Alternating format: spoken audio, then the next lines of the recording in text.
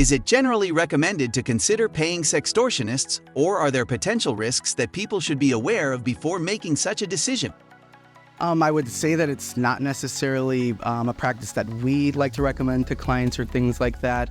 And there's definitely extreme precaution that you should take when paying someone that you don't know. Typically without help, when you pay a sextortionist or a blackmailer, they continue to come back, being that a lot of times they're overseas, things like that. So small amounts to money from us may not necessarily be, small money to them. So paying them, they'll definitely come back without help always.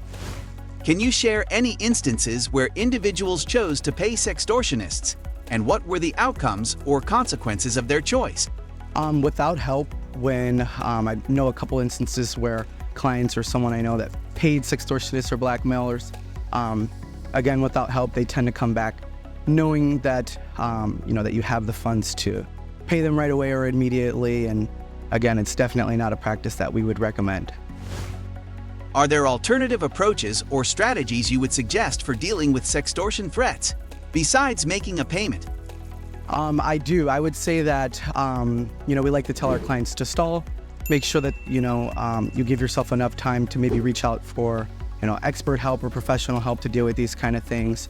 Again, standard practice, we would not recommend you paying the suspect again because they could return, as well as it leaves a paper trail directly to yourself and information. How can someone who's facing sextortion find reliable guidance or support to make an informed choice about whether or not to pay? And what important factors should they take into account when deciding? I think that there's, a lot of resources out there that you could use to help, avoid furthering yourself in these kind of situations. Just do basic research. I know that our company offers a lot of, videos, short videos, tasks, YouTube, TikTok, Facebook, Instagram, to help offer, simple instructions on what you should do to avoid, going further into a sextortion or anything like that. Any advice for someone who is being sextorted and doesn't know what to do next? I would say contact help or contact a professional. Dealing with these kind of things by yourself is not the best idea because you're not trained to do so. Reach out for help, have someone who's trained to, deal with these kind of things, take over and pretty much investigate for you, opposed to doing it yourself.